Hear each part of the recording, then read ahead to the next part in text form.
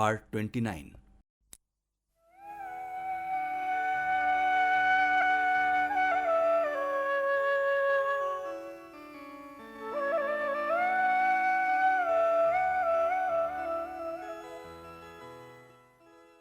یہ 20ویں صدی کا ایک شہر ہے جو 21ویں صدی میں داخل ہو رہا ہے۔ یہاں لوگ اپنے گھروں میں بجلی نہیں لگواتے کہ کہیں مر نہ جائیں۔ ٹیلی ویژن کی اسکرین پر کوئی مرد آ جائے تو یہاں کی عورتیں پردہ کرتی ہیں۔ یہاں ٹیلی فون لگے ہیں مگر 10 سال سے لاہور کی لائن نہیں مل رہی ہے۔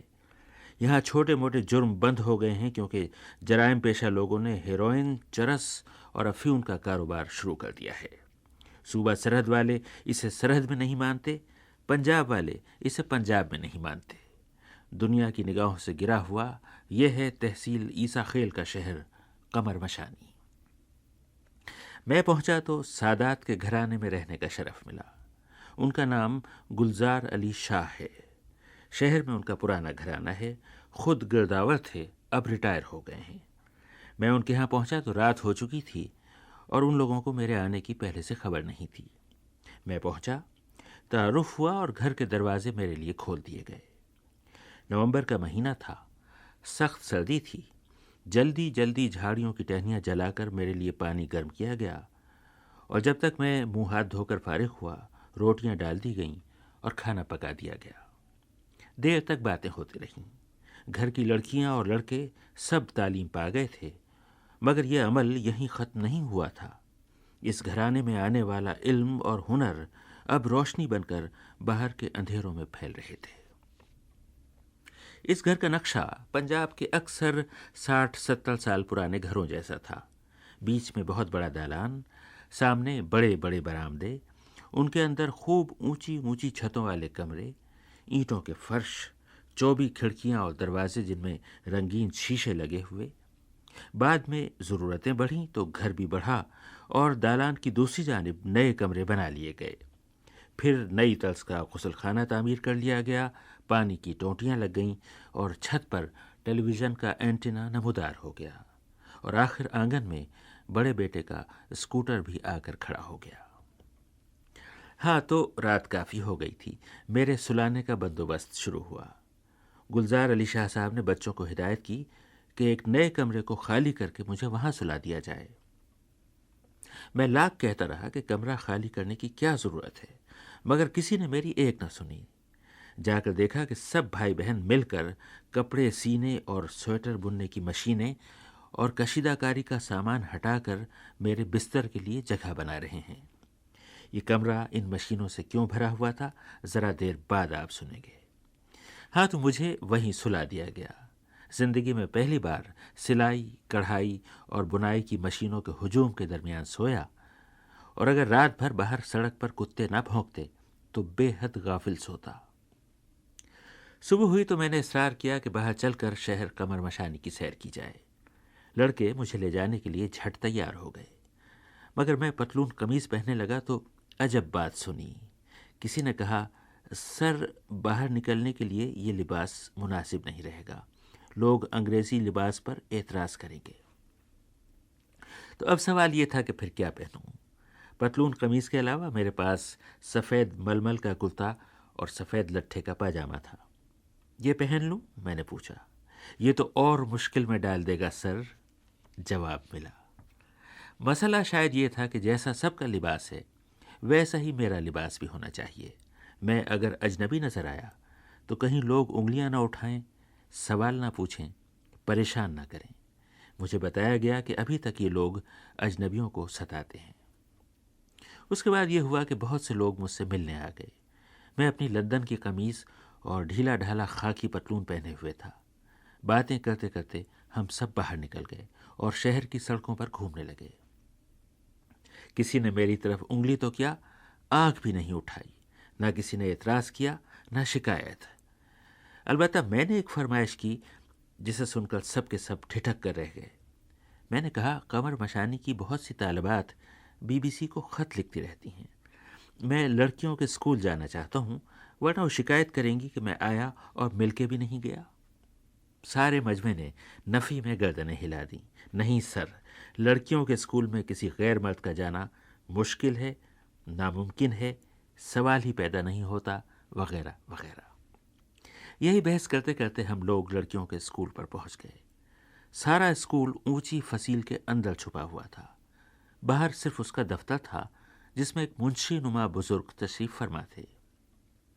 पतलून कमीज में मलबूस एक अजनबी को देखकर वो चौंके। मैंने कहा कि अंदर जाकर खबर कर दीजिए कि BBC लंदन से फुला साहब आए हैं।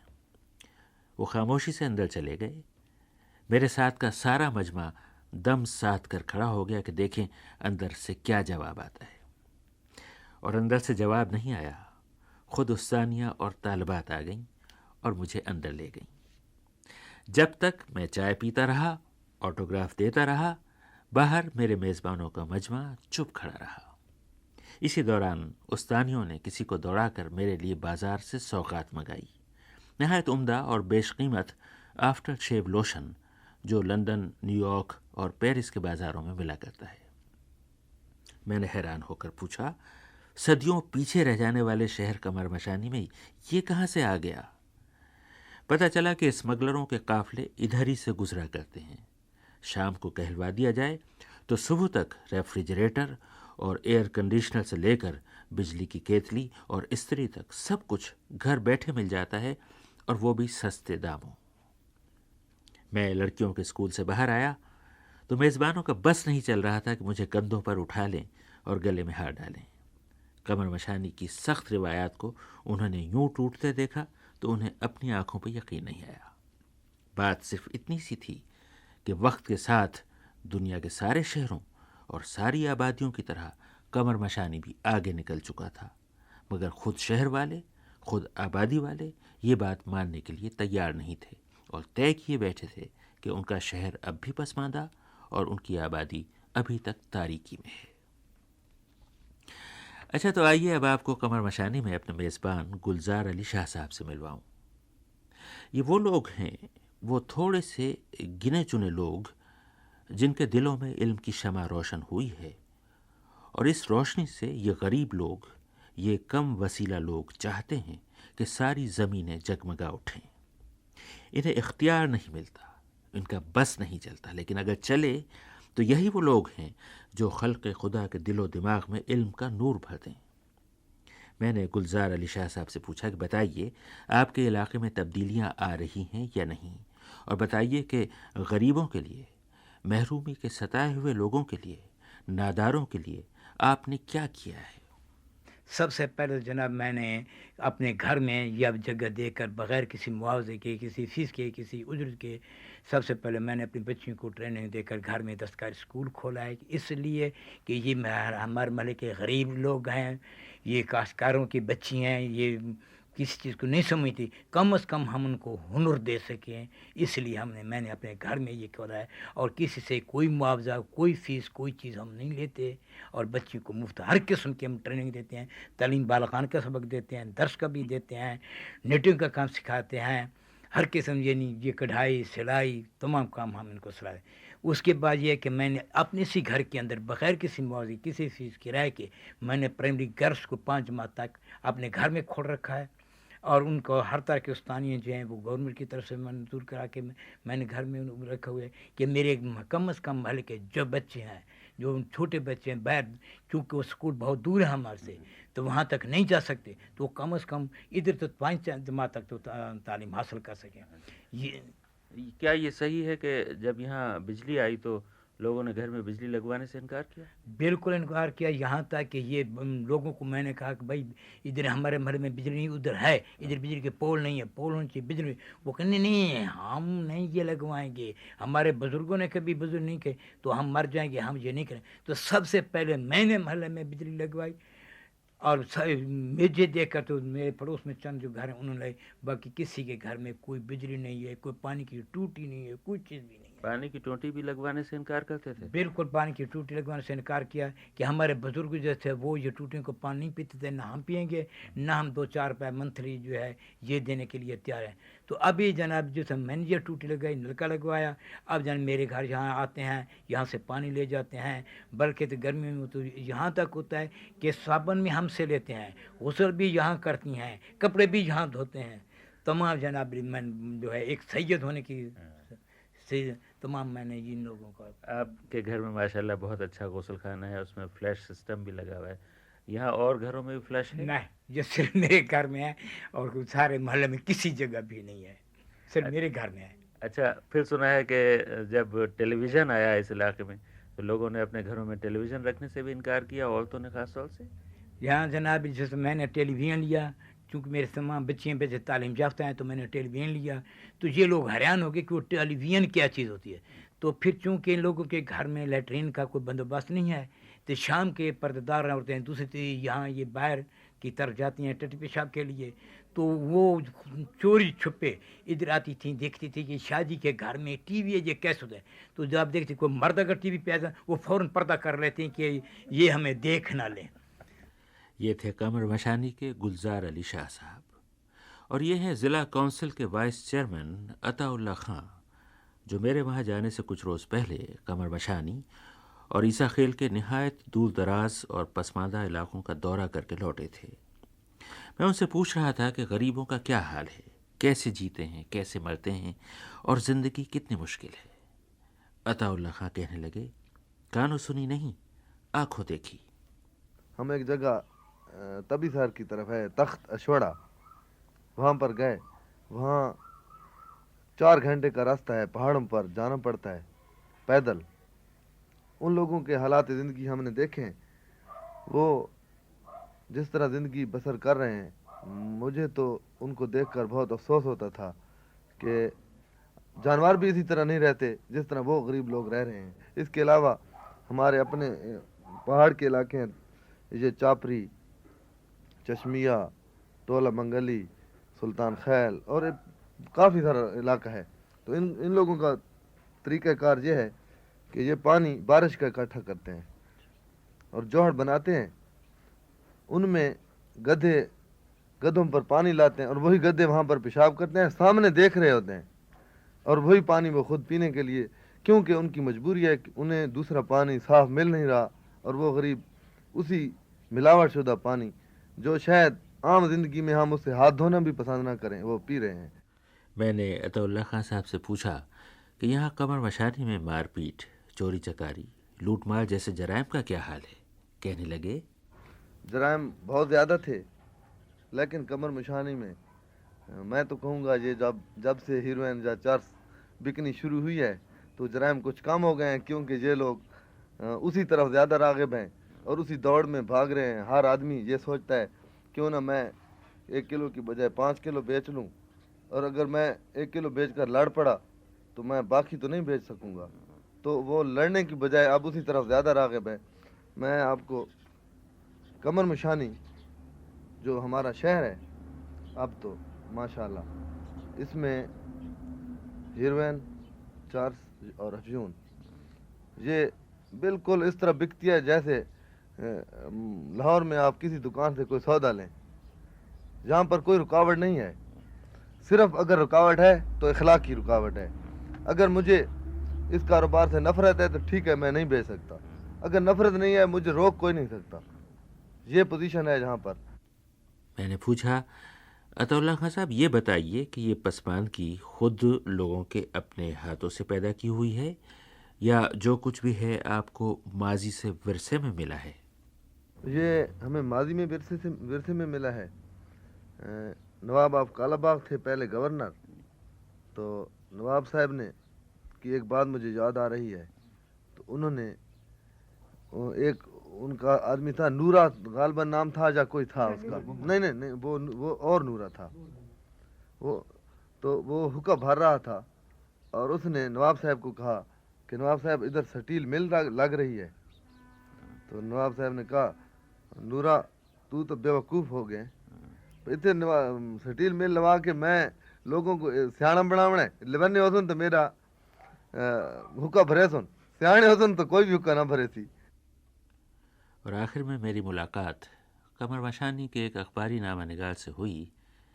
उनका नाम गुलाम कासिम खां है।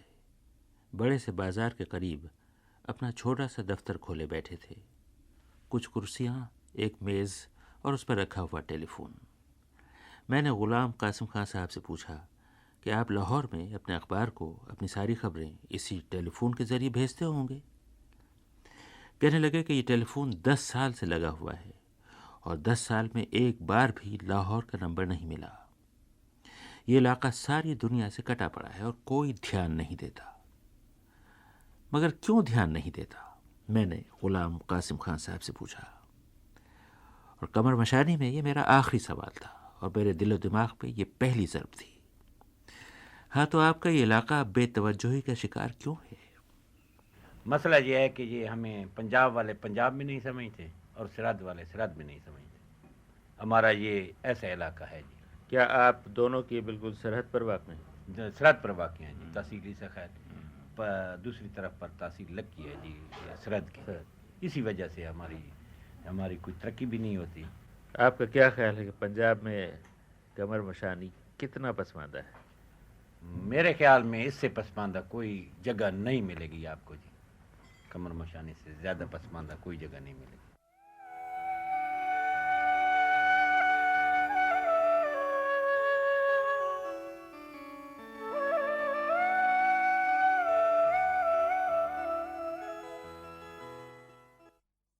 Part 30.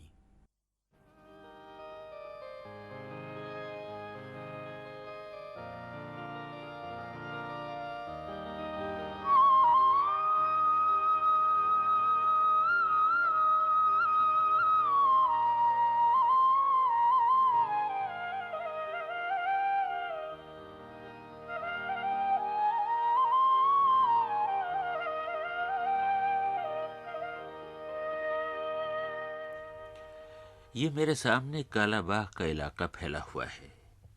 وہ جو پتھروں کا رنگ ہوتا ہے وہی اس کا رنگ ہے، بس اس پتھریلی اوڑھنی پر کہیں کہیں قدرت کے ٹھپے سے ہرے بوٹے چھاپے گئے ہیں، ورنہ وہی چٹیل میدان جو دور جا کر آسمان کی طرف اٹھنے لگتے ہیں اور اٹھتے اٹھتے پہاڑ بن جاتے ہیں۔ ہماری کار چھوٹی چھوٹی سڑکوں پر دوڑ رہی تھی۔ کسی نے کہا کہ یہ سامنے جو میدان اور پہاڑ ہیں، آپ کو پتہ ہے ان کے سینے میں کیا ہے؟ میں نے پوچھا کیا؟ دھڑکتا ہوا دل؟ اس نے کہا جی نہیں، پگھلتا ہوا لوہا۔ اس زمین کے اندر معدنیات کے ذخیرے دبے ہوئے ہیں، اور یہ کوئی آج کی بات نہیں ہے۔ ایک دنیا جانتی ہے کہ کالا باغ کے ان پہاڑوں میں 100 طرح کی دھاتیں اور نمک بھرے پڑے ہیں۔ پھر لوگ انہیں نکالتے کیوں نہیں؟ میں نے پوچھا۔ وہ نہیں چاہتے کہ لوگ سیانے ہو جائیں، میرے میزبان نے یہ جواب دیا، اور کالا باغ کے نواب صاحب مرحوم کی وہ بات حرف بحرف دہرا دی کہ ابھی تو لوگ بھولے ہیں، میرا حقہ بھرتے ہیں، اسٹیل مل لگ جائے گا تو لوگ سیانے ہو جائیں گے، میرا حقہ کون بھرے گا؟ اور نواب صاحب کو شاید حقے کی اتنی فکر نہ ہوگی جتنی اس کی چلم میں سلگنے والی چنگاریوں کی، کہ جو دامن کو جلاتے جلاتے سارے وجود کو پھونک دیا کرتی ہیں اور تاریخ کے اندھیرے گوشوں میں یوں روشنی بھر دیتی ہیں۔ ہماری کار چلی جا رہی تھی۔ سڑک کی دونوں طرف درخت لگے تھے، نشیب میں کھیت تھے، کنویں تھے، رہٹ اور ٹیوب ویل چل رہے تھے، اور قریب ہی بہنے والے دریائے سندھ کا پانی ان کنووں کے راستے پھوٹ کر زمین کے فولادی سینے پر نئی فصل کی نازک کوپلیں اگا رہا تھا۔ ہم کالا باغ کے راستے میں افغان پناہ گزینوں کی ایک بہت بڑی آبادی کی طرف بڑھ رہے تھے۔ قمر مشانی پیچھے رہا جا رہا تھا، میرے سفر میں بھی اور وقت کی دوڑ میں بھی۔ لوگ بتا رہے تھے کہ اس پہاڑ کی چٹانوں میں گندھک کے ذخیرے ہیں، اس جانب نمک کے پہاڑ ہیں، اس طرف سیمنٹ بنانے کا پتھر ہے، اس جانب خام لوہے کے خزانے دفن ہیں، اور حکومت چاہے تو سامنے کے سارے ویران اور چٹیل میدانوں کو کارخانوں سے بھر سکتی ہے۔ اس بات پر مجھے اس علاقے کا کارخانہ یاد آ گیا جو میں نے ابھی ذرا دیر پہلے قمر مشانی میں دیکھا تھا، اور جو شاید اس علاقے کا واحد کارخانہ تھا، نسوار کا کارخانہ۔ میرے جو سننے والے نہیں جانتے انہیں بتاتا چلوں کہ نسوار کا تعلق اس سرزمین کے سینے میں مدفون معدنیات سے نہیں۔ نسوار تمباکو سے بنائی جاتی ہے، اور اس علاقے کے لوگ اسے منہ میں نچلے ہونٹ کے پیچھے دبائے رکھتے ہیں، اور اس طرح لعاب دہن کے ساتھ ساتھ یہ تمباکو ہر وقت جزو بدن بنتا رہتا ہے۔ اس میں نشہ ہوتا ہے یا سرور، مجھے تو پتہ نہیں، مگر یہ بات جاننے کے لیے میں نسوار کے کارخانے میں پہنچا، اور کارخانے کے مالک اور پھر ان کے کمسن بیٹے سے میں نے باتیں کی۔ یہ کمر مشانی میں یہ ایک جگہ ہے جہاں نسوار بن رہی ہے. یہ نسوار میں یہ سب سے زیادہ کون سی چیز ڈالی جاتی ہے؟ نمبر 1 تمباکو ہوتا ہے جی، اس میں لاچی پڑتی ہے، راکھ ہوتی ہے، اور اس کے بعد جو ہے جناب رنگ ہوتا ہے اور نمک، یہ ملا کے ہم نسوار بناتے ہیں.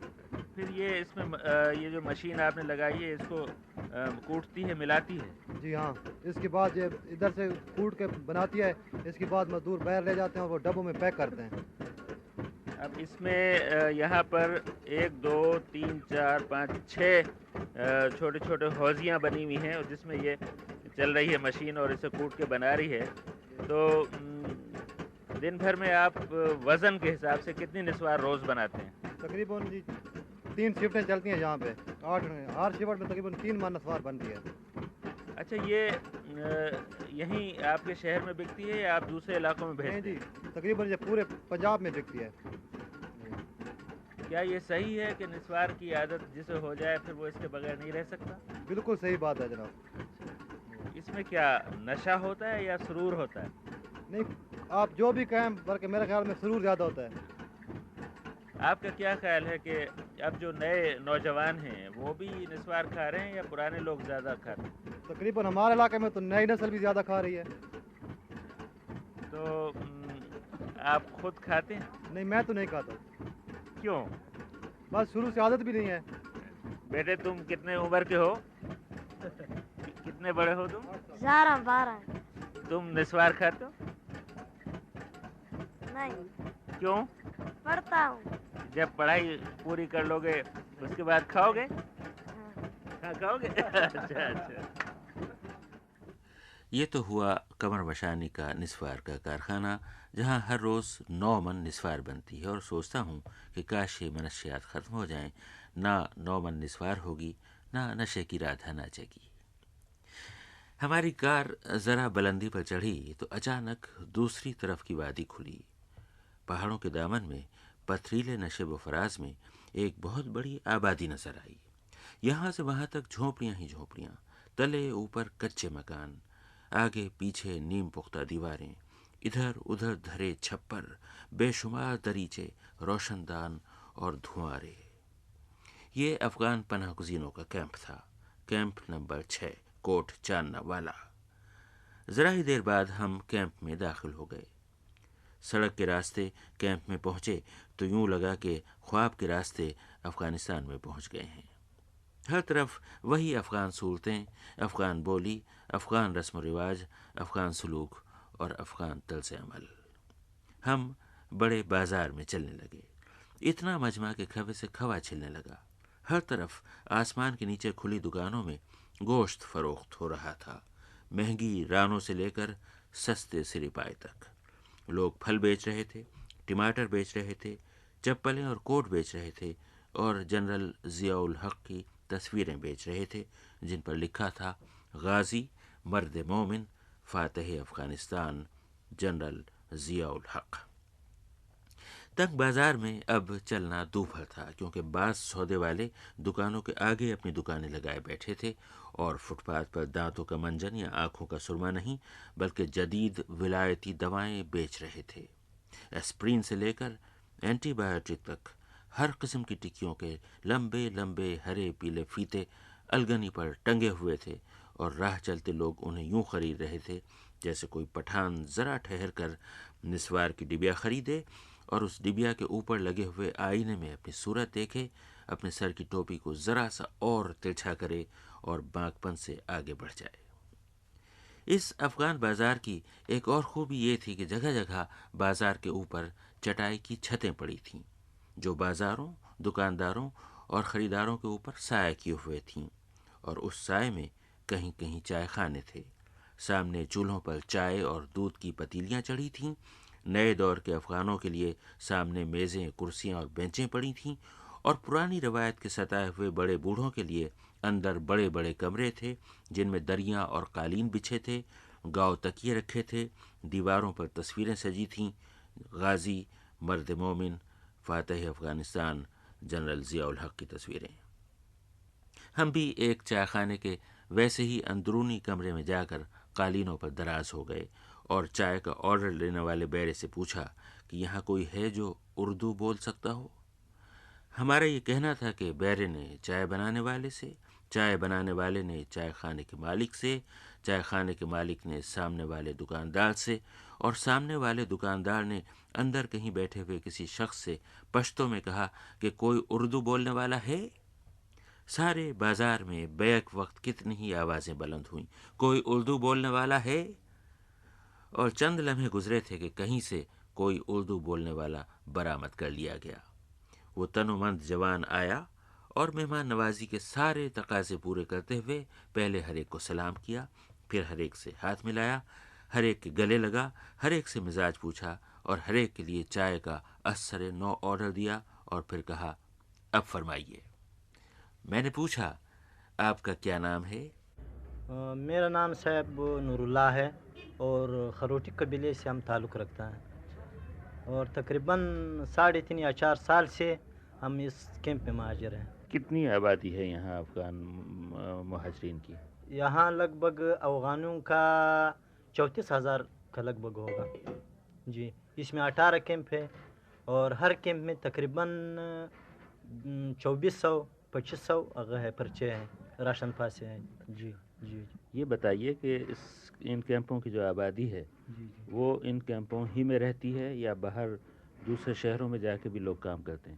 ادھر مطلب ایسا ہے جس کا ادھر راشن میں کام چلتا ہے تو وہ اپنا ادھر کیمپ میں رہتا ہے، اور جس کو مطلب ہے کہ راشن میں کام نہیں چلتا ہے تو 10 روپے 20 روپے کے لیے باہر مزدوری کرنے کے لیے چلے جاتے ہیں۔ اس کی اجازت ہے آپ کو؟ جی جی اجازت ہے۔ اچھا، جی یہ بتائیے کہ جو پاکستان کی حکومت یا دوسری حکومتیں آپ کو امداد اور سہولتیں دے رہی ہیں وہ کافی ہیں یا یہاں کے لوگوں کو کچھ شکایتیں بھی ہیں؟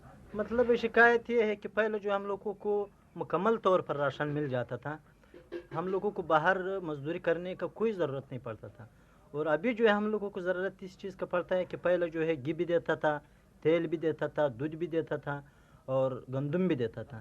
آج کل اس سارے میں جو ہے کمی ہو کر کے صرف گندم رہ گیا ہے، ہم لوگوں کو ابھی خالی گندم ملتا ہے۔ تو باقی چیزیں آپ کیسے لیتے ہیں، کہاں سے حاصل کرتے ہیں؟ بس مزدوری کر کے یہ کر دیتا ہے۔ آپ جو یہاں نوجوان ہیں جو جنگ کر سکتے ہیں وہ کیا محاذ پہ جاتے ہیں؟ جی جی بالکل جاتے ہیں، ہر کوئی اپنا اپنا نمبر پر جاتا ہے، ہر 6 مہینے پر، ہر 4 مہینے پر۔ ادھر جیسا ہم نے پہلے آپ کو بتایا، ہم لوگوں کو 3 مہینے کے لیے اجازت ملتا ہے، 3 مہینے کے علاوہ ہم لوگ کو کوئی اجازت نہیں دیتا ہے۔ اگر 3 مہینے پر ہم لوگ نہ جائے تو پھر ہم لوگوں کو ادھر جو راشن پاس ہے اس کو کینسل کر دیتا ہے۔ آپ خود کیا چاہتے ہیں کہ آپ زیادہ عرصے جا کے محاذ پہ رہیں؟ جی جی بالکل، ہم لوگ چاہے کہ ادھر راشن ملے اور ہم لوگ محاذ پر رہیں۔ جی جی جی بالکل، ہم لوگوں کو جو ہے تو کیوں یہ 3 مہینے بعد واپس کیوں بلاتے ہیں آپ کو؟ بس مطلب یہ اس کا جو ہے اپنا مرضی کا بات ہے، ہم لوگوں کو کوئی زبردستی نہیں ہے، ہم لوگ مہمان آیا ہوا ہے ادھر، مہمان ہے، ہم لوگ کوئی ادھر سیاست نہیں کرنا ہے۔ اچھا یہ بتائیے کہ آپ یہاں جو آبادی ہے افغان مہاجرین کی جو اب 10 برسوں سے 9 برسوں سے 8 برسوں سے وطن سے دور ہے، کیا محسوس کرتے ہیں؟ ان کا جانے کو جی چاہتا ہے، بے چین؟ بالکل جی چاہتا ہے، لیکن اسی طور پر کہ ہمارا ملک میں ایک آزاد، خود مختار، صحیح اسلامی ملک ہو، اسی طریقے پر۔ اور مطلب ہے کہ اگر ہمارا ملک میں کسی اور قسم کا جیسا مطلب ابھی چل رہا ہے، ہم لوگ کسی بھی مطلب پر جو ہے جانے کے لیے تیار نہیں ہے۔ اگر بالکل ہمارا ایک چھوٹے بچے میں بھی دم رہے گا، جب تک رہے گا ہم لوگ لڑے گا اس کا ساتھ، ہر محاذ پر، ہر جگہ پر اس کا ساتھ لڑے گا، مقابلہ کرے گا۔ اگر شہید ہو جائے گا تو ہم لوگ کو قبول ہے، غازی ہو جائے گا ہم لوگ کو قبول ہے، لیکن ایسے طریقے پر ہم لوگ نہیں جانا چاہتا ہے افغانستان۔ گفتگو ختم ہوئی، دوبارہ مسافے ہوئے، دوبارہ گلے ملے گئے، بار بار خدا حافظ کہا گیا اور اتنے پیار سے رخصت کیا گیا کہ ایک بار تو نہ جانے کو جی چاہا۔ ہماری کار ذرا آگے چلی اور دریا کے نیلے پانی کے ساتھ ساتھ دوڑنے لگی۔ راہ میں شاندار سجی دھجی درختوں میں گھری عمارتیں ملیں، نواب صاحب کالا باغ کی عمارتیں، اس کے بعد خستہ حال بوسیدہ اور کھنڈر جیسی عمارتیں ملیں، کالا باغ کے باشندوں کی عمارتیں۔ اس شہر کے احوال اگلے ہفتے سنواؤں گا انشاءاللہ۔ آئیے آج اس شہر کے ایک باشندے کی حالت دیکھیں۔ کالا باغ میں داخل ہوتے ہی جو پہلی چیز نظر آئی وہ سائیکل رکشہ تھی، وہی رکشہ جسے کھینچتے کھینچتے یہ دبلے پتلے لاغر اور کمزور لوگ پسینہ پسینہ ہوئے جاتے ہیں۔ میں نے کالا باغ کے ایک رکشہ والے کا حال جاننا چاہا۔ وہ اپنے رکشہ کی بائسیکل کی گدی پر بیٹھا اپنی گود میں اپنے دونوں ہاتھ دھرے دیر سے کسی گاہک کا انتظار کر رہا تھا۔ میں اس کے قریب گیا اور باتیں شروع ہو گئیں۔ عجیب شکل و صورت تھی اس کی۔ وہ نوجوان تھا یا جوان تھا یا ادھیڑ عمر تھا یا بوڑھا تھا، کچھ کہنا مشکل تھا۔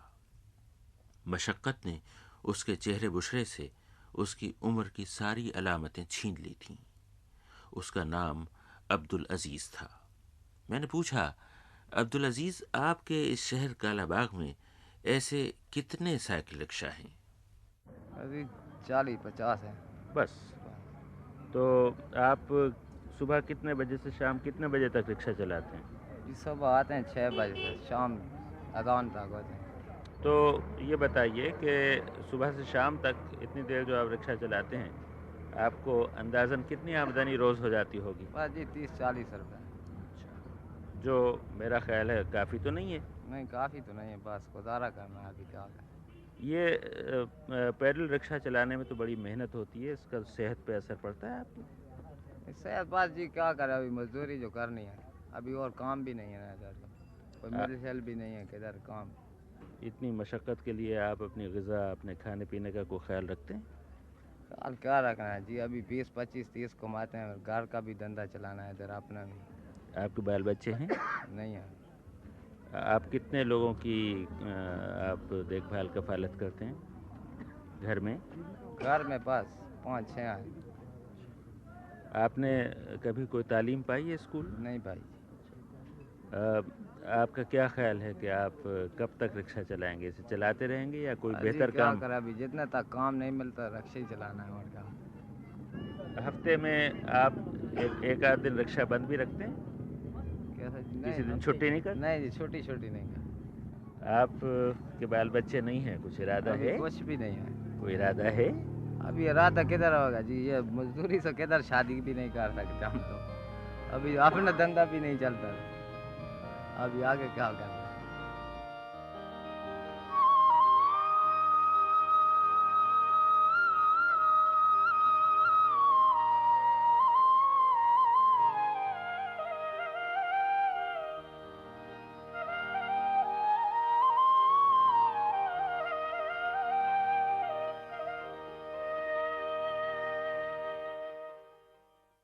پارٹ 31۔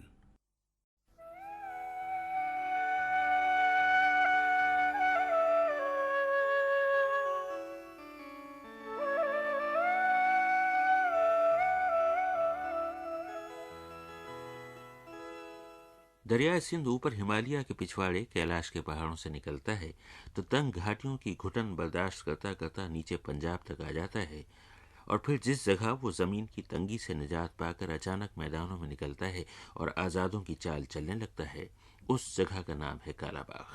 کیسی عجیب جگہ ہے جہاں دریا آزاد اور جہاں لوگ غلام ہیں۔ وہ جو سارا پنجاب کبھی جاگیردارانہ نظام تلے کچلا ہوا تھا، وہ سارا پنجاب تو کبھی کا آزاد ہو کر ترقی کی کھلی فضاؤں میں جست لگاتا چلا جا رہا ہے، مگر اس کا یہ گوشہ کہ جسے کالا باغ کہتے ہیں، آج تک جاگیرداری کے بوجھ تلے کچلا ہوا ہے۔ یہ بڑا قدیم، بڑا تاریخی شہر ہے۔ دور سے دیکھیں تو دریا کے کنارے بلند ہونے والے نمک کے پہاڑوں پر یوں آباد ہے جیسے اس کے گھروں دے آگے پیچھے نہیں، اوپر تلے بنائے گئے ہوں۔ میں کالا باغ میں داخل ہوا۔ ایک سڑک شہر کے بیچوں بیچ چلی جاتی ہے، دونوں طرف دکانیں اور مکان ہیں۔ داہنی طرف نیچے دریا ہے، بائیں طرف اوپر تک مکان بنے ہیں۔ داہنی طرف کی گلیاں نیچے اترتی چلی جاتی ہیں، بائیں ہاتھ کی تنگ گلیاں اوپر کو چلی جاتی ہیں، مگر گندی نالیاں جتنی بھی ہیں سب کا رخ نیچے کی طرف ہے، دریا کی طرف۔ ساری عمارتیں پرانی ہیں، انگریزوں، ہندوؤں اور سکھوں کے زمانے کی۔ کچھ پر بڑی اچھی کھدائی ہے، لکڑی کے دروازوں پر بڑے نقش و نگار بنے ہوئے ہیں۔ دریا کی سمت کھلتی ہوئی کھڑکیوں سے نظارہ بھی آنکھوں کے راستے روح میں ٹھنڈک اتارتا ہوگا، مگر یہ عمارتیں کن لوگوں کی ہیں اور ان مکانوں اور دکانوں کے مالک کون ہیں؟ میں وہ منظر کبھی نہیں بھول سکتا جب سڑک پر میرے ساتھ ساتھ چلتے ہوئے راہگیر موٹے موٹے آنسوؤں سے رو رہے تھے، سر یہ عمارت میری تھی، انہوں نے چھین لی، سر یہ جنرل اسٹور میرا تھا، انہوں نے ضبط کر لیا، اور یہ نوحہ اس بول پر ختم ہوا کہ سر، اس مکان میں میرا اکلوتا بیٹا رہتا تھا، انہوں نے اسے قتل کر دیا۔ زمینیں شاداب ہوتی ہیں، بستیاں آباد ہوتی ہیں، لیکن آبادیاں مظلوم بھی ہو سکتی ہیں، یہ بھید مجھ پر کالا باغ میں کھلا۔ خلق خدا نے اس دن مجھ سے جو کچھ کہا غائبانہ نہیں، مردانہ وار کہا۔ وہ آپ ابھی تھوڑی دیر بعد سنیں گے۔ پہلے آئیے کشتی کے راستے کالا باغ کی جانب بڑھیں اور اس شہر کے اس ملاح سے باتیں کریں جس کی باتوں کی آڑ سے کیسا مایوس اور کیسا اداس ذہن جھانک رہا ہے۔ کشتی لہروں پر ڈول رہی تھی، پانی پر پتوار کے تھپیڑے پڑ رہے تھے۔ میرے ملاح کی زندگی اسی کشتی سے وابستہ تھی۔ اس کا نام حیات محمد تھا۔ میں نے اس سے پوچھا کہ حیات محمد، آپ یہ کشتی کب سے چلا رہے ہیں؟ جی عمر بھر تو کسی چلے اور کوئی کام کو نہیں۔ کیا آپ کے بڑے بھی یہی کام کرتے تھے؟ یہ کام کرنا جناب، یہ کام کرنا۔ کب آپ صبح کتنے بجے کشتی چلانا شروع کرتے ہیں؟ 8 بجے جناب، اور شام کتنے بجے تک چلاتے ہیں؟ 6 بجے تک چلاتے رہیے۔ جی۔ اچھا، تو کون لوگ آپ کی کشتی میں زیادہ بیٹھتے ہیں؟ جناب یہ نا آپ ہے نا باو ہے نا، کوئی قسمت ہوئے تو نصیب نال گلے مقدر۔ آپ صبح سے شام تک کتنے پیسے کما لیتے ہوں گے اس کام میں؟ جناب کسی وقت 20 بان جانا ہے، کسی وقت 100 بان وینا ہے، کسی وقت 50 بان وینا ہے۔ خرچہ یہ تیار تھی نا۔ آپ کے بچے بھی ہیں؟ بچے بھی ہیں۔ کیا وہ بھی کشتی چلاتے ہیں؟ نہیں جناب، وہ مزدورانہ کام کر رہے ہیں۔ کوئی بچہ اسکول میں تعلیم نہیں پڑھتا؟ اسکول میں ایک بچہ ہے جو اسکول میں ہے، اور کوئی نہیں۔ وہ بڑا ہو کے کیا کرے گا؟ وہ تو خدا جانے اس کا نصیب، اپنا مقدر۔ اور جو بچے مزدوری کرتے ہیں وہ مزدوری کرتے ہیں جناب، بال بچے دار ہیں۔ بڑے بچے؟ جی بڑے بچے ہیں، ہمارے کو کوئی چیز نہیں دیتے ہیں۔ یہ دریا جس کا نام دریائے سندھ ہے، یہ دریا کے بارے میں آپ کیا محسوس کرتے ہیں؟ کیسے لگتا ہے دریا آپ کو؟ دریا جناب بہت عجب چیز ہے، تھا کو باہر تو رہ رہی تھی نا، ساری روز یہ تھے اتھا ہی ہیں، مثلا گل کرنا تھا آسے پاس تھی نہ تھا۔ اس دریا کے لیے آپ اپنے دل میں کوئی محبت، کوئی لگاؤ محسوس کرتے ہیں؟ محبت جناب کہہ رہی ہے، لاچاری ہے، مجبوری ہے، روٹی تک کماونی یہ چیز۔ جس دریا سے اس کی روزی بندھی ہے، اس دریا سے اپنے تعلق کو وہ محبت کا نام دینے کے لیے تیار نہیں۔ حالات نے ان لوگوں کے ذہن کا یہ حال کیا ہے کہ اس روزگار کے تعلق کو بھی وہ لاچاری اور مجبوری کا نام دے رہا تھا اس روز۔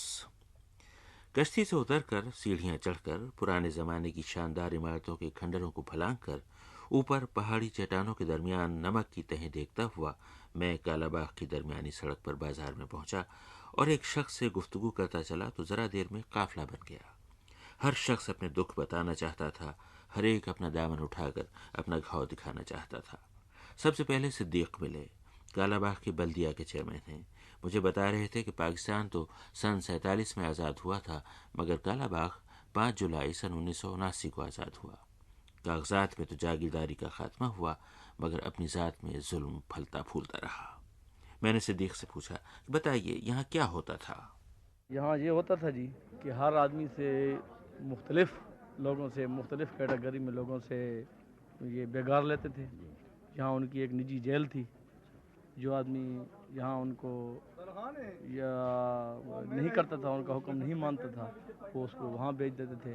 ہمارے کئی افراد کو انہوں نے ابھی تک 3 آدمی ہمارے واپس بھی نہیں آئے۔ 1977 کا جو الیکشن ہوا تھا اس میں ایک تحریک چلی تھی، آپ کو یاد ہوگا، یہی مولانا عبدالستار نیازی تھے ان کے مقابلے میں، تو انہوں نے اسی بازار سے 11 آدمیوں کو پکڑا تھا، تو 8 آدمی ہمارے واپس آئے، 3 افراد ہمارے ابھی تک غائب ہیں جن کی لاشوں کا بھی پتہ نہیں ہے۔ کالا باغ میں اب حالات کیا ہیں؟ مثلا یہ کہ آپ بتائیے کہ صحت، تعلیم، رفاہ عامہ، تعمیرات۔ وہ یہ ہے کہ جو بھی شخص پہلے تو انہوں نے ہمیں بیک وارڈ رکھا۔ سب سے بڑی جو مصیبت تھی، کوئی بھی ہمارا آدمی تھا وہ میٹرک پاس بھی نہیں تھا۔ اگر وہ میٹرک پاس، یہ سکول آپ دیکھ رہے ہیں، یہی سکول انگریزوں کے وقت سے آ رہا ہے، یعنی ملک امیر محمد خان جب گورنر تھا اس نے ایک سڑک تک ہمارے لیے نہیں بنوائی، ہمیں بیک وارڈ رکھا۔ اس کے بعد جو پچھلا ایم ہمارا آیا تھا مقبول احمد خان، جو کہ منسٹر بھی رہا ہے، ہم نے اس کو بھاری اکثریت سے جہاں سے جتایا تھا، تو ہم نے ان کو ایک ہی ڈیمانڈ کی تھی، وہ یہ تھا کہ ایک تو ہمارے وہ 3 آدمیوں کو تلاش کرو، چاہے وہ زندہ ہیں چاہے مردہ ہیں، دوسرا ہمارے علاقے میں کالج بنواؤ تاکہ ہمارے لوگ سماجی طور پر جو تعلیمی طور پر وہ آگے آئیں، تاکہ ان کا مقابلہ اس طریقے سے کیا جا سکے، کیونکہ جو جنگ ہم اب لڑ رہے ہیں وہ وحشیانہ جنگ ہے، لوگ ان پڑھ ہیں، ان کو سمجھ بھی نہیں ہے کہ ہم نے کیا کرنا ہے۔ جب وہ تعلیم یافتہ ہو جائیں گے تو ہمیں امید ہے کہ وہ اپنی ٹیکنیکل جنگ پھر وہ شروع ہو جائے گی۔ تو ان لوگوں نے ہمیں جو 1985 میں جو ہمارا MNA الیکٹ ہوا تھا، اس نے اس مسئلے پر بھی کوئی توجہ نہیں دی۔ تو اب جب وہ ہمارے سامنے آیا تو ہم نے اس کو کہا ہے کہ بھائی آپ نے ہمارے لیے کچھ نہیں کیا تھا، لہذا ہم آپ کا ووٹ نہیں دیں گے۔ ہم نے مولانا عبدالستار خان نیازی کو جتوایا اور اس کے سامنے صرف ایک ہی ڈیمانڈ رکھی ہے کہ ہمارے علاقے کو آپ تعلیمی میدان میں آگے لائیں۔ یہ ضلع کا سب سے دوسرا بڑا شہر ہے کالا باغ، تاریخی، بہت بڑا تاریخی شہر، ویسے بھی آبادی کے لحاظ سے، کاروبار کے لحاظ سے یہ دوسرا بڑا شہر ہے۔ مگر تعلیم کے معاملے میں پسماندہ ہے بہت زیادہ پسند۔ بیٹے آپ اسکول جاتے ہیں تعلیم پانے؟ جی ہاں، کس کلاس میں پڑھتے ہیں؟ 7th۔ بیٹے آپ اسکول جاتے ہیں؟ نہیں جاتے؟ نہیں جاتے، جائیں گے؟ بیٹے آپ اسکول میں پڑھتے ہیں؟ جی ہاں، کس کلاس میں؟ 3ری میں۔ آپ نے تعلیم پائی؟ نہیں سر، میں نے میٹرک کے بعد یہاں کالج ہی نہیں تھے، اس لیے میں پڑھ نہیں سکتا۔ آپ نے تعلیم پائی؟ نہیں بالکل نہیں۔ بالکل۔ آپ نے تعلیم پائی؟ نہیں جی، آپ نے اسکول یا کالج میں تعلیم پائی؟ نہیں جی، آپ کیا کہہ رہے ہیں؟ میں لوہار کا کام کرتا ہوں، میں ایک جماعت بھی نہیں پڑھا۔ اب آپ کا کیا خیال ہے کہ الیکشن میں جو اب امیدوار چنا گیا ہے اس سے اس شہر کے مسئلے کچھ حل ہو جائیں گے؟ بالکل امید تو ہے جی، حل ہو جائیں گے۔ اگر اس امیدوار نے بھی آپ کو مایوس کیا تو اگلے الیکشن میں آپ لوگ کیا کریں گے؟ دوسرا چنیں گے جی، ہم ان کو تو ووٹ نہیں دیں گے نا۔ جی بالکل، دوسرا پھر چنیں گے۔ یہ گفتگو میں نے کالا باغ کی سڑکوں پر دسمبر 1988 میں ریکارڈ کی تھی۔ اتنا عرصہ گزرنے کے بعد اب میں نے پچھلے دنوں کالا باغ ٹیلی فون کیا اور ایک سرکردہ اور سرگرم شہری قاضی امیر عبداللہ صاحب سے پوچھا کہ اب مجھے بتائیے کہ علاقے کے عوام کے نمائندے نے اس دوران اس علاقے کے لیے کیا کیا۔ جی، مولانا عبدالستار خان نیازی کو ہمارے کالا باغ کے عوام نے اور ہم سب نے متفقہ طور پر نمائندگی کا حق دیا تھا اور انہیں 100% ووٹ دیے تھے کالا باغ سے اور بہت ہی مات کی طرف سے۔ مگر افسوس ہے کہ نہ تو وہ اغوا شدگان کے مسئلہ میں ہماری امداد کر سکیں، نہ ہی وہ ہمارے تعلیمی مسائل کو ٹچ کر سکیں اور نہ ہی یہاں روزگار کا مسئلہ حل کر سکیں، بلکہ ایون بنی افغان پر بے پناہ مظالم ہو رہے ہیں، غریب لوگوں پر، مزاروں پر اور ان لوگوں پر بے پناہ تشدد ہو رہا ہے، جھوٹے مقدمات سینکڑوں کی تعداد میں درج ہو رہے ہیں، لیکن مولانا نیازی صاحب نے ٹس سے مس نہیں کیا۔ یہ تھے کالا باغ کے قاضی امیر عبداللہ۔ آئیے آگے چلیں کالا باغ کے باشندوں کے ساتھ ساتھ۔ قومی انتخابات ہو چکے تھے، جیسا کہ آپ نے بھی سنا، ملک میں جمہوریت قائم ہوئے چند روز گزر چکے تھے۔ ہم بازار میں چلے جا رہے تھے۔ چلتے چلتے میں نے ایک شخص سے پوچھا، اب آپ کا کیا خیال ہے، کالا باغ کے حالات ٹھیک ہو جائیں گے؟ کالا باغ کے جو اندرونی حالات ہیں، لوگوں کا آپس میں اتفاق پیار محبت صحیح ہے، لیکن جو ان کو جو دکھ اور تکلیف ہے وہ نواب زدگان کالا باغ کی وجہ سے۔ یہ پیدائشی طور پہ ہمارے لوگوں کے ساتھ ہمارے وجود کو یہ تسلیم نہیں کرتے۔ مختصر بات۔ انہوں نے کہا مختصر بات ہے، مگر مجھے پتہ ہے بڑا طویل قصہ ہے۔ ہم بازار میں چلے جا رہے تھے۔ پھر میں نے ایک اور شخص سے پوچھا کہ ماشاءاللہ اور آمریت کا خاتمہ ہوا، اب کالا باغ کے حالات کیسے ہیں؟ آپ مطمئن ہیں یا اب بھی کوئی شکایت ہے؟ بہت زبردست شکایت ہے۔ کیا؟ اگر آپ مہربانی کر سکیں تو ان جو یہ نوزادگان ہیں نا، ان کو کسی نہ کسی طریقے سے کوئی حکومت ان کو ابھی تک نہیں روک سکی۔ ابھی تک انہوں نے یہ حالیہ الیکشن سے پہلے کی بات ہے کہ انہوں نے بنی افغان پر قتل عام کیا اور اس کے بعد پولیس اور فوج کا یا وہاں پہ جمگٹا اکٹھا کر دیا، ان بیچاروں نے اپنا ایریا چھوڑ دیا ہے۔ اب ہزاروں آدمی بیکار ہو گئے، بیکار ہو گئے اور ابھی تک وہی ہیں۔ یہ سن 77 کے الیکشن میں ہمارے 11 آدمی اغوا تھے، جس میں سے 8 انہوں نے قیمت دے کے واپس کیے، 3 ابھی تک لاپتہ ہیں۔ FIR درج ہیں۔ میرا وارث لڑکا تھا، وہ قتل اور 79 میں ہو گیا، ان کے خلاف FIR درج ہے، ان کی حکومت پوچھتی بھی نہیں۔ خدا رائے بے نظیر بیٹھے، ہمیں تو خوشی ہوگی کہ غریبوں کو انصاف ملے، ہم ان سے امید کرتے ہیں کہ ہمارا انصاف ضرور ہوگا۔ یہ گفتگو میں نے دسمبر سن 88 میں ریکارڈ کی تھی۔ اب میں نے بلدیہ کالا باغ کے چیئرمین صدیق سے ٹیلی فون پر رابطہ قائم کیا اور پوچھا کہ سن 77 میں شہر کی سڑک سے جو 11 افراد اٹھائے گئے تھے، جن میں سے 8 کسی نہ کسی طرح لوٹ آئے تھے اور 3 بدستور لاپتہ تھے، اس دوران ان کا کیا حشر ہوا؟ اب مجھے بتائیے کہ ان 3 کی کیا خبر ہے؟ ان 3 کی یہ خبر ہے جی، جو ہمیں جو اطلاعات موصول ہوئی ہیں وہ یہ ہے کہ ان لوگوں نے ان کو زندہ جلا دیا ہے، کیونکہ جو لوگ वो सामने नहीं आते, कम से कम हमें बता देते हैं कि इस तरह बातें हुई हैं। गवर्नमेंट को भी पता है, खालिद पाल की इंक्वायरी में भी ये बात हुई थी, सामने आई थी। लेकिन अफसोस की बात है कि पंजाब गवर्नमेंट और मरकजी गवर्नमेंट, हम तो दोनों से नाला हैं कि उन्होंने हमें क्या इंसाफ दिया है दोनों ने। यानी हम तो किसी से ये उम्मीद रख के नहीं बैठे कि वो हमें इंसाफ देंगे। हमें तो पता है कि जो इंसाफ हासिल करना है वो हमने अपने जोर बाजू से करना है। हमें कोई दुनिया की ताकत ये इंसाफ न किसी नवाब को गिरफ्तार कर सकती है और न ही हम तवक्को रख रहे हैं इस बात की, और ना हम किसी खुशफहमी में हैं। हम बाजार में चले जा रहे थे। झुका हुआ, बोझ में दबा हुआ एक शख्स मेरे साथ साथ चल रहा था।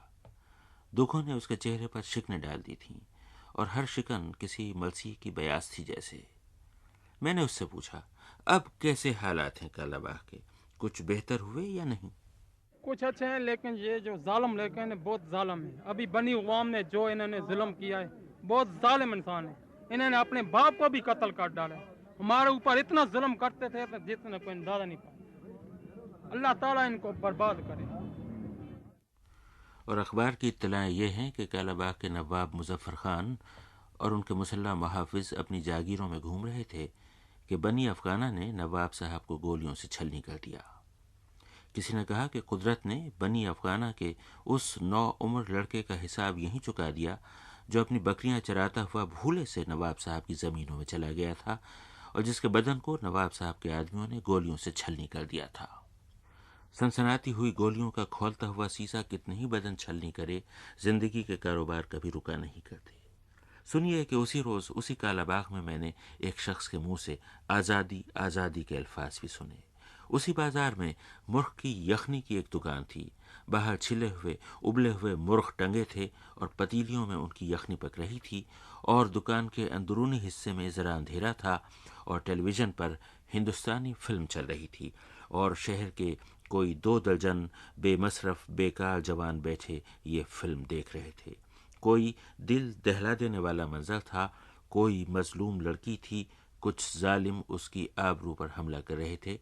देखने वाले नौजवानों ने अपने शाने ऊंचे कर लिए थे, सांसें रोक ली थीं और हाथ अपनी टांगों में दबाकर आंखें यूं फाड़ रखी थीं कि इस मंजर की कोई तफसील देखने से न रह जाए।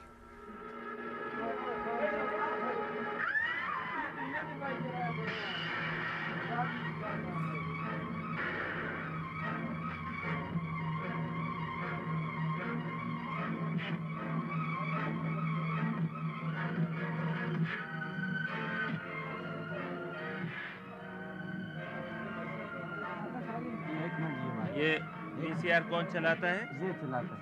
अच्छा, ये आपका वीसीआर है? जी साहब। ये आप ये लोगों को क्या टिकट दे के दिखाते हैं? टिकट से बगैर है जनाब, जो चाहे आगे जो देख। खाने पीने के लिए तफरी, कोई टिकट नहीं है। कोई इस पर लॉटरी भी निकालते हैं? कोई चीज भी नहीं, यही सौदा बेचने के लिए गाहक राजी खुशी रहे। आज़ादी आज़ादी बिल्कुल मुफ्त है। बिल्कुल मुफ्त, बोर्ड लगा हुआ है ये सामने जनाब। ये रोज कितनी फिल्में चलाते हैं आप? 2-3 सारे दिन में चलाते हैं जी। और कितने लोग देख जाते हैं दिन भर में? ये तो जी तकरीबन कोई 100-150 सेंचुरी हो जाती है।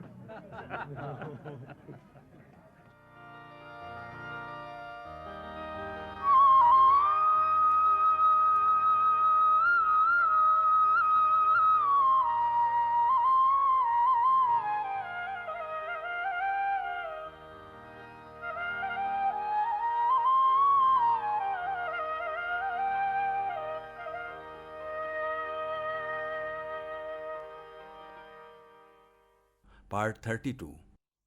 दिल विच वस के सोहना माही तेन सजदियां बेपरवाहियां, जेड़े नी तू लगियां अखियां असां अखियां मूल न लाइयां। गल गई खुल खुल सजरी जवानी ते पै गईयां मुँह ते छाइयां। अतील बेकसला चार दियां हुण तमन घिन यार झिकाइयां। है कोई कलम बनाई हासे تھوڑا تھوڑا یاداں دے رلی عید منائی ہاسے تھوڑا تھوڑا یاداں دے رلی عید منائی ہاسے چنا براتاں چاننیاں لنگ گئیاں چاننیاں لنگ گئیاں چنا براتاں یہ داؤد خیل ہے۔ صوبہ پنجاب کے ضلع میاوالی میں دریائے سندھ کے قریب ریلوے لائن پر واقع یہ ہے وہ داؤد خیل کہ اسے یہاں دیکھ کر حیرت ہوتی ہے۔ یہ دور دراز ویران سا پسماندہ علاقہ جسے جاگیرداروں نے ہمیشہ کچل کر رکھا۔ آپ ان علاقوں میں چلتے ہوئے اچانک داؤد خیل پہنچے تو حیرت زدہ رہ جائیں گے۔ جیسے صحراؤں میں سراب ہوتا ہے ویسے ہی ویرانوں میں یہ بہت بڑا صنعتی علاقہ ہے اور سراب کی طرح نظر کا فریب نہیں، ٹھوس حقیقت ہے۔ داؤد خیل میں سن 54 سے بڑے بڑے کارخانوں کے قیام کا کام شروع ہوا۔ اب یہاں 4 بڑی صنعتیں اور ان سے متعلقہ چھوٹی صنعتیں ہیں۔ ہزاروں لوگ برسر روزگار ہیں، بڑی بڑی کالونیاں ہیں، لمبی چوڑی آبادیاں ہیں۔ یہاں جہاں جہالت کا دور دورہ تھا، لوگ ہر وقت انتقام لیا کرتے تھے، ہر روز قتل کیا کرتے تھے، یہاں وقت نے ایسی کروٹ لی ہے کہ اس سرزمین کا سارا حلیہ بدل گیا ہے۔ اب اگر آپ داؤد خیل جائیں تو جی شاد ہوتا ہے۔ کہیں کوٹھیاں اور بنگلے ہیں، کہیں اسکول اور اسپتال ہیں، بازار ہیں، پیٹرول پمپ ہیں، راتوں کو روشنیاں ہیں اور دنوں میں ایسی چہل پہل کہ اس کے ریلے میں بہہ جانے کو جی چاہے۔ اور جو چیز دل میں اتری چلی جاتی ہے وہ داؤد خیل کے باشندوں کا سبھاؤ ہے۔ ایسے مہمان نواز، ایسی خاطر مدارات کرنے والے اور سینے سے یوں بھینچ بھینچ کر لگانے والے کہ ان کی جیسی گرم جوشی قصے کہانیوں میں ملے تو ملے، کہیں اور نہیں مل سکتی۔ میں سب سے پہلے شہر کے ایک ڈاکٹر سے ملا، ڈاکٹر منظور حسین۔ ایک بازار میں ان کا مطب تھا۔ میں ملنے پہنچا تو مطب خالی پڑا تھا، نہ کوئی مریض، نہ کمپاؤنڈر اور نہ خود ڈاکٹر صاحب۔ میں دیر تک اس اسٹول پر بیٹھا رہا جس پر بیٹھ کر مریض ان سے اپنا حال کہا کرتے ہوں گے۔ وہاں بیٹھے بیٹھے یہ ہوا کہ میں ڈاکٹر صاحب کا حال جان گیا۔ ان کی میز پر رکھے ہوئے کاغذات سے اندازہ ہوا کہ شعر و ادب کا ذوق ہے، شہر کی سماجی سرگرمیوں میں وہ شامل ہیں، داؤد خیل کے پرانے باشندے ہیں اور بہت مقبول ہیں۔ ان کے مطب میں بیٹھے بیٹھے جب بہت وقت گزر گیا اور راہگیروں نے آتے جاتے میری بے چینی کو بھانپنا شروع کر دیا تو ان سے نہ رہا گیا۔ مجھے اجنبی جان کر وہ میری مدد کو آ گئے۔ کسی نے مجھے اپنے اسکوٹر پر بٹھایا اور ڈاکٹر منظور حسین کے گھر پہنچا دیا۔ وہ اتنے تپاک سے ملے کہ مجھے ان سے یہ بھی پوچھنا یاد نہ رہا کہ آپ کا مطب تنہا کیوں پڑا ہے اور کوئی وہاں کچھ چرا کر تو نہیں لے جائے گا۔ البتہ گفتگو شروع ہوتے ہی میرے سوالوں کے جواب ملنے شروع ہو گئے، گھل مل کر باتیں ہونے لگیں۔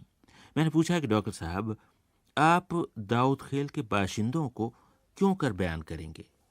عبدی صاحب، یہاں کے لوگ سچے اور کھرے ہیں، دشمن کے دشمن ہیں اور دوست کے دوست ہیں، ملنسار ہیں، مہمان نواز ہیں اور خلیق ہیں۔ آپ انہیں جب بھی دیکھیں گے، جب بھی ملیں گے، آپ انہیں بالکل ہر وقت زندہ دل، ہنس مکھ اور خوش اتوار پائیں گے۔ بہرحال ان کے بھی کچھ مسائل ہیں، کسی وقت یہ غصے میں بھی آ جاتے ہیں، لیکن بہر صورت بحیثیت مجموعی یہ لوگ زندہ دل، خوش خلق اور بہتر عادات کے مالک لوگ ہیں۔ وہ جو ایک روایت پڑی ہوئی تھی کہ لوگ گولی مار دیتے ہیں، اس کا اب کیا ہے؟ جی وہ تو بہرحال ہر جگہ ہے، روایتیں ہیں، خاندانی دشمنیاں ہیں، وہ ان کی اپنی ہیں، وہ عام لوگوں کے ساتھ ان کی نہیں ہیں۔ وہ ان کی جو دیرینہ عداوتیں آ رہی تھیں وہ بھی تعلیم کے نہ ہونے کی وجہ سے تھی، جاہلیت کی وجہ سے تھی۔ اب کچھ عرصہ ہو گیا ہے کہ جو لوگ پڑھ لکھ کر نئی نسل آ گئی ہے تو وہ دشمنیاں بھی ختم ہو رہی ہیں، گولیاں بھی ختم ہو رہی ہیں اور لڑائی جھگڑے بھی ختم ہو رہے ہیں، اور امید ہے جس طرح یہ تعلیم اور یہ لوگ اب لوگوں کو شعور پیدا ہو گیا ہے تو کچھ عرصے کے بعد آپ انہیں بالکل ٹھیک ٹھاک سلجھا ہوا پائیں گے، یہاں کچھ بھی نہیں ہوگا۔ حالات اور مستقبل کے بارے میں ایسے پر امید لوگ بہت کم ہوتے ہیں اس زمانے میں۔ اب میں نے ڈاکٹر منظور حسین سے پوچھا کہ آپ تو داؤد خیل کے پرانے شہری ہیں، بتائیے اس شہر اور اس کے معاشرے میں کیا تبدیلی آئی ہے؟ آج سے 25 سال پہلے کا اور آج کا جو داؤد خیل ہے اس میں بہت زیادہ تبدیلیاں ہیں۔ جہاں پہلے تعلیم نہیں تھی، اب لوگ بہت زیادہ تعلیم یافتہ ہو رہے ہیں۔ جہاں کچھ صنعتیں لگی ہیں ان کی ملازمت کی وجہ سے لوگوں میں کچھ شعور آ رہا ہے۔ پھر سب سے جو اہم چیز ہے وہ تعلیم ہے۔ تعلیم یہاں اب بڑھ رہی ہے، بچے زیادہ زیادہ جاتے ہیں اسکولوں میں اور ان کو شوق ہے، اور اس نسبت سے جو ہے ہمارا ماحول وہ زیادہ سلجھا ہوا اور بہتر ہو رہا ہے۔ اور مجھے امید ہے کہ جس طرح اب معاملہ چل نکلا ہے تو کچھ عرصے کے بعد ہم باقی ترقی یافتہ جو شہر ہیں ان لوگوں کے ساتھ مل جائیں گے۔ ڈاکٹر منظور حسین سے داؤد خیل والوں کے سیاسی اور سماجی شعور کی باتیں ہونے لگیں اور انہوں نے بعض بڑی پتے کی باتیں بتائیں۔ کہنے لگے، عبدی صاحب یہاں جو ہے تقریباً 20-25 سال سے صنعتیں ہیں، 3-4 فیکٹریاں ہیں، اور ان میں ہمارے شہر کے لوگ بھی ہیں اور ضلع کے بھی ہیں، بلکہ یہاں پورے پاکستان کے ہر شہر کا آدمی آپ کو مل جائے گا۔ تو یہاں لیبر کے انتخابات ہوتے ہیں، ہم لوگوں کے چونکہ عزیز بیٹے بھانجے بھتیجے اس میں ہوتے ہیں، ہم لوگ بھی پھر اس میں انوالو تو ہو جاتے ہیں، ظاہر ہے۔ تو جو انتخابی صورتحال ہے یا سیاسی سوچ ہے وہ میرا خیال ہے آپ لاہور کراچی کے مقابلے میں داؤد خیل کی سوچ یا سیاسی شعور آپ پیش کر سکتے ہیں۔ داؤد خیل کے علاقے میں تعلیم کی کچھ بہت دلچسپ کہانیاں آپ ذرا دیر بعد سنیں گے۔ باشندوں کا ذکر چل رہا ہے تو آئیے ڈاکٹر صاحب سے پوچھیں کہ شہر میں شعر و ادب کا کیا حال ہے۔ پورے بر صغیر میں لوگ شعر کہتے ہیں، داؤد خیل کے عام لوگ بھی شعر کہتے ہیں اور گنگناتے ہیں یا نہیں؟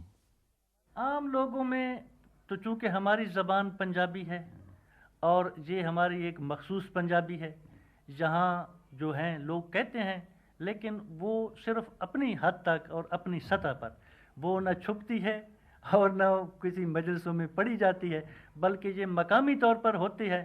ہم انہیں دوڑے بھی کہتے ہیں، مائیے بھی کہتے ہیں، اور یہ صنف جو ہے اب بھی چل رہی ہے اور جہاں پر یہ بہت پسند کی جاتی ہے۔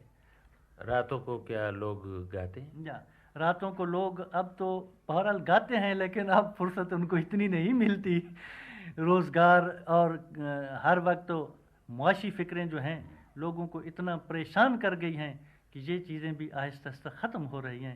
ہر آدمی ایک مستقل چکر میں ہے کہ اس کے گزر اوقات کیسے ہو، تو اس لیے یہ چیزیں جو ہیں ذرا فرصت ملے تو زیادہ اچھی لگتی ہیں اور وہ دماغ چلتا ہے۔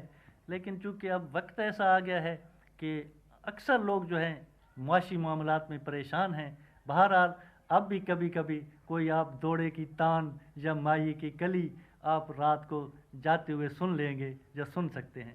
اچھی ٹالی پیگھا پئیاں رل مل سئیاں جھوٹن گئیاں پہلے الارے ڈگ پئیاں چنا براتاں چاننیاں لنگ گئیاں ہے چاننیاں لنگ گئیاں چنا براتاں چاننیاں لنگ گئیاں۔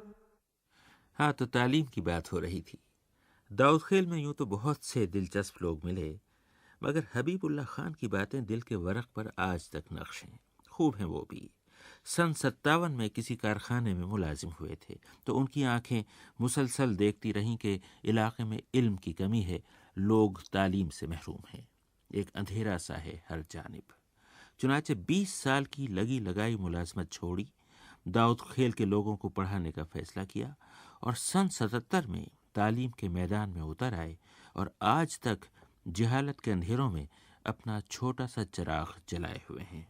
اس روز چھوٹے سے چراغ جیسے ایک کمسن بچے کا قصہ سنا رہے تھے، اور یہ قصہ سچی تصویر تھا اس علاقے کے لوگوں کی پرانی ذہنیت کا۔ آپ بھی سنیے حبیب اللہ خان۔ مجھے یہی ایک واقعہ یاد آ رہا ہے کہ میں اسکول میں پڑھا رہا تھا، ایک بچہ تھا میرے پاس پڑھتا تھا 8ویں جماعت میں، اس کا نام تھا حبیب اللہ، میرا نام بھی حبیب اللہ ہے۔ بچہ بڑا پیارا تھا، मुझे उस पर तरस आता था। तो एक दिन उसने स्कूल का काम नहीं किया, मैंने उसको काफ़ी पीटा, तो बच्चा रोने लग गया।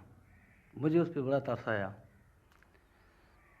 तो हमारा चूँकि वास्ता ही शागिर्दों से होता है, तो मैंने उससे तसल्ली दी। मुझे भी तरस आने लगा और मैं भी उसके साथ आप दीदा सा हो गया। उससे पूछा, भाई क्या बात है, क्यों रोने लग गए हो?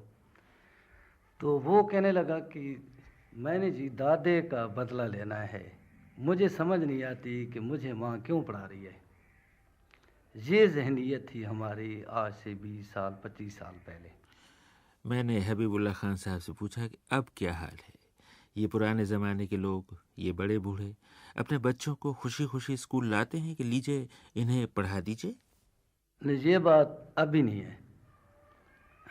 आज से कोई 25 साल पहले की बात है। मैं पढ़ता था 10वीं में कि जहाँ ये हमारे दाऊद खैर शहर से गुजरती है, शेर शाह सूरी रोड हम उसको कहते हैं, तजावज़ात से तकरीबन अब बंद है।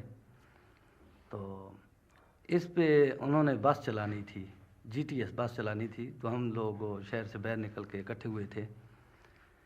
तो वो वहाँ हमारे एक दाऊद खैल का आदमी था, बूढ़ा आदमी था, पुराना आदमी था। तो AC साहब मौके पे आए थे। तो उसने अपनी पगड़ी उतार के उसके कदमों में रख दी थी कि खुदारा बस को हमारे इलाके में न चलाएं, हमारे बच्चे उस बस के नीचे आ जाएंगे और मर जाएंगे, लिहाजा इस बस को न चलाया जाए। बाद में जब हम जवान हुए हैं, हम इस काबिल हुए हैं कि समझ सकें, तो हम इस नतीजे पे पहुँचे हैं कि वो बस को नहीं चलने दिया गया। तो क्या वजह थी? वो जहालत को बरकरार रखने का एक नाता था जब वहाँ ना था। अब ये बताइए हबीबुल्लाह खान साहब कि जब लड़कों को तालीम दिलवाना इतना दुश्वार है तो लड़कियों को तो ये लोग इल्म के करीब भी नहीं आने देते होंगे। दाऊद खेल में बच्चियों की तालीम का क्या हाल है? बच्चियों को हमारे पास पढ़ाने की रवायत बिल्कुल नहीं है। और ये तकरीबन 3-4 साल से मैंने 2 बच्चियां पढ़ाई हैं। वो उन्होंने माशाल्लाह मेडिकल के कोर्स किए हैं। वो हेड नर्सेज हैं, यानी इतनी ज़्यादा नहीं कि मैं कहूँ कि भाई वो MBBS नहीं कर गई, लेकिन ये है कि वो उनका देहाती माहौल में, जब देहाती मुआशरे में बुनियादी तौर पे थोड़ा सा मुकाम बन जाता है। तो उनका 18वां 17वां स्केल है दोनों का। तो वो पहली मेरी शागिर्दा थीं। उसके बाद मेरे पास मेरी शागिर्दें हैं जिन्होंने मैट्रिक के इम्तहान भी पास किए हैं। मेरी अपनी सिस्टर भी मैट्रिक पास है। हमारे पास बुनियादी तौर पे पढ़ाने की रस्म नहीं थी। और मैं देख रहा हूँ कि ये 3-4 साल से 5 साल से तकरीबन बुनियादी तौर पे हमारे लोग ये समझ रहे हैं कि बच्चियों को भी पढ़ाना चाहिए, इनका बुनियादी हक है। हबीबुल्लाह खान साहब, क्या सारे बड़े बूढ़े तालीम से बेजार हैं या कुछ ऐसे भी हैं कि जिनके बाल सफ़ेद हो गए हों, कमर झुक गई हो, आंखें कमज़ोर हो गई हों और वो आपके पास आए हों और कहा हो मास्टर साहब मुझे पढ़ा दीजिए? हाँ, मेरे पास एक आदमी आया था जिसकी उम्र तकरीबन मुझसे ज़्यादा है, बूढ़ा है। वो बुनियादी तौर पर 5 तालीम उसने हासिल की थी, कच्चे में रहता था ना। वो यानी स्कूल में पता नहीं वो गया था या नहीं गया था। बहरहाल वो जब मेरे पास आया तो उसके हाथ में कैदा था। तो दाढ़ी उसकी सफ़ेद थी। मैं उसको पढ़ा रहा था। बच्चों ने मुझे कहा कि जी तुम अब क्या करते हैं, बूढ़ों को हमें बैठाते हैं। तो मैंने उनको कहा कि माहौल को कंट्रोल करना मेरा काम है। तालीम बुनियादी तौर पे हर एक की ज़रूरत है। मैंने उसको मैट्रिक आया, आजकल वो फैक्ट्री में क्लर्क है। तो ये बताइए हबीबुल्लाह खान साहब, क्या वक्त बदल रहा है और क्या अच्छा ज़माना आ रहा है? यकीनन नए ज़माने की और अच्छे ज़माने की नवीद है और इंशाल्लाह ज़माना बदलेगा। और अगर आपको कभी इत्तेफाक हुआ इसके बाद अगर आप आए तो आप देखेंगे कि दाऊद खैल जो है वो पता नहीं हम जिंदा होंगे या नहीं होंगे, दाऊद खैल तरक्की की राहों पे कामज़न होगा। नदी दूंगी फल्ला पुराना मैं बेचारी तरण न जाना पहले होते डूब गईया चलो बेराता चांदनियां लंघ गईया है चांदनियां ਚਨਾ ਵੇ ਰਾਤਾਂ ਚਾਨਣੀਆਂ ਲੰਘ ਗਈਆਂ ਰਾਤ ਹਨੇਰੀ ਜੰਗਲ ਵੇਲੇ ਢੂੰਡਣ ਗਈਆਂ ਵੇਲੇ ਕੁਵੇਲੇ ਦੀਗਰ ਤਈ ਰੁੱਲ ਗਈਆਂ ਚਨਾ ਵੇ ਰਾਤਾਂ ਚਾਂਦਨੀਆਂ ਲੰਘ ਗਈਆਂ ਹੈ ਚਾਨਣੀਆਂ ਲੰਘ ਗਈਆਂ ਚਨਾ ਵੇ ਰਾਤਾਂ ਚਾਨਣੀਆਂ ਲੰਘ ਗਈਆਂ